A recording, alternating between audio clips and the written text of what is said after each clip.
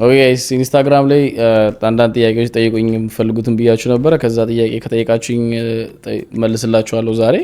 ከዛ ውስጥ ያው ትሬዲንግ ሪሌትድ ለማድረግ ያህል አንድ ምንድን ይላል? Hey AB Marshall, I am 38 years old. If I start trading now, I can make it. ማጋይ እንዴ 38 እኮ በጣም ጭጫነሽ። ነገ የመሞት አላማ ከሌለሽ ችግር ትችላለህ ጋሼ ትደርሻለሽ ለማለት ነው። አዎ አንደኛ ትሬዲንግ ላይ እድሜ አይልም። እኛ በጊዜ እኔ አሁን 22 ዓመት ላይ ነው የጀመርኩት። ያ ማለት አሁን ገና በ15 ዓመቱ ይጀምራል፣ 40 50 ዓመቱ ሆኖ ይጀምራል። ስለዚህ እድሜና ጤና ይስጥሽ ትደርሻለሽ ጋሼ።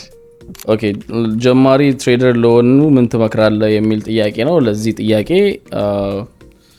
አንድ ምነግራችሁ ነገር ትሬዲንግ ያው እስካሁን ጀማሪ ከሆናችሁ ኦልሬዲ ያጋጠማችሁ ያያችሁ ይመስለኛል። ትሬዲንግ ቀላል ነገር አይደለም፣ በጣም ከባድ ነገር ነው። ይሄ የቀለለ የሚመጣው እናንተ ስትሮንግ እየሆናችሁ ሳይኮሎጂካሊ ሜንታሊ ለትሬዲንግ እየተዘጋጃችሁ ኤጃችሁን ያገኛችሁ ስትመጡ እናንተ የጠነከራችሁ ነው እንጂ ትሬዲንግ እየቀለለ አይደለም የሚመጣውና በምንም ተአምር ትሬዲንግ ላይ ይሄ አግሬሲቭሊ ቶሎ ያልፍልኛል የሚለውን ነገር ትታችሁ በምንም ተአምር ይሄ የሰውን ስቴፕ ሳታዩ የራሳችሁን ስቴፕ ለማየት ሞክሩ። በዛ ላይ ደግሞ አሁንም በምንም ተአምር እንዳታቆሙ። ፋይናሊ ሪዛልቱ ልታዩ የምትችሉት ሳታቆሙ ስትቀሩ ነው ማለት ነው። ኦኬ ከሪስክ ማኔጅመንት እና ከሳይኮሎጂ የትኛው ነው ኢምፓክት ያለው ይላል። ኦኬ ሶ ይሄንን ለመናገር አይ ማይክ ትጅመችኛለሽ እኮ እናቴ ትሙት አንቺ እኮ በቃ ወገር when it comes to trading ሲጀምር ሳይኮሎጂካሊ በጣም ልትረበሹ የምትችሉት ከገንዘብ አንፃር fear of losing or ደግሞ ከትሬዲንግ ስትራቴጂያችሁን ኤጃችሁን በስነ ስርዓት እንዳታገኙ ከሚያደርጋችሁ ነገሮች አንዱ ዋነኛው ኢምፓክት ሪስክ ማኔጅመንት ነው። የተጠቀማችሁትን ወይ ደግሞ መግባት የፈለጋችሁትን ትሬድ በስነ ስርዓት እንድትገቡ ሊያደርግላችሁ የሚችሉት if you actually use a proper risk management። አሁን ለምሳሌ የኔ ቻሌንጅ ላይም ካያችሁ $500 ቻሌንጅ ላይ ለመግለጽ ሞክሬ ነበረ።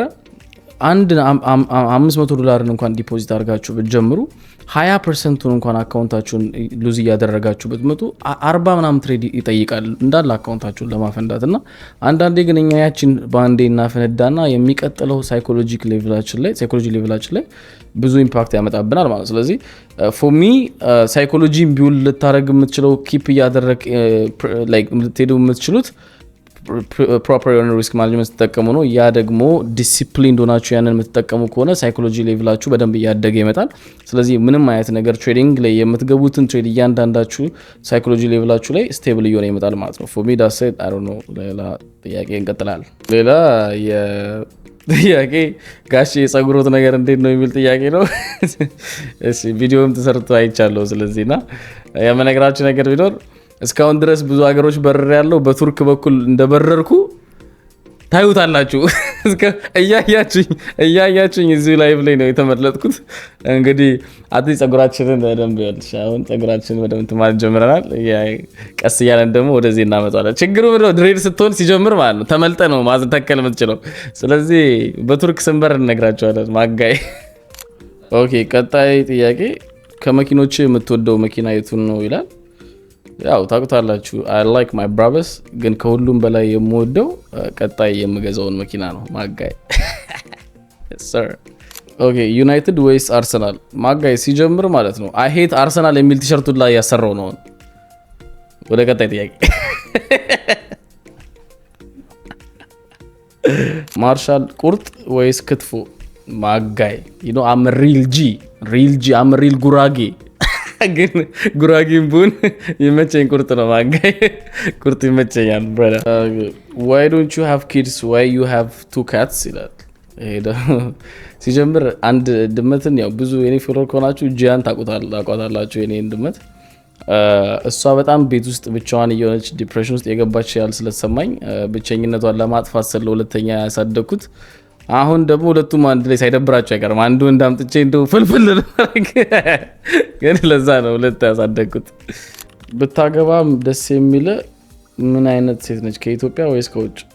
ያማል የአገሬን አባቴ ሲጀምር አገሬን በጣም ወዳጅ ነኝ እኔ አንደኛ ጋይስ there is no ያው ከኮኔክሽን አንፃር እንኳን ከባህል ኮኔክሽን በላይ የሚሆን ነገር የለም ደግሞ የፍቅር ቃላቶች ማሰማመጫ ራሱ ብራዘር በአማርኛ ነው እንጂ ትትት ማለት የምችለው ተቀዳል እንዴ ደግሞ በእንግሊዘኛ አደናቅፎኝ ሌላ ቢወስድብኝስ እዚህ ኦኬ ለማንኛውም ጋይስ እንደዚህ አይነት ጥያቄዎች ሲኖራችሁ ሌላ ጊዜ ጠይቁኝ ፈታ እንላለን መልስላችኋለሁ ትሬዲንግ ሪሌትድ ቢሆን አሪፍ ነው ምክንያቱም ብዙ አለ ዩቲዩበር የሚመች ማን ነው ፊልም አክተር ምናምን በቃ የምትመች ሞዴል ማን ነች እንደዚህ አይነት ጥያቄዎች ናቸው እነዚህ ማንበብ አያስፈልግም ለዛ ነው ኤኒዌይስ በደንብ አድርጌ ሌሎች ዶክመንተሪዎችንም ስሰራ ወይ ደግሞ ጥያቄዎች የምትፈልጉትን ነገሮች የመጣው እንደዚህ ሰራላችኋለሁ እንጠያየቃለን ይመቻችሁ love Elevation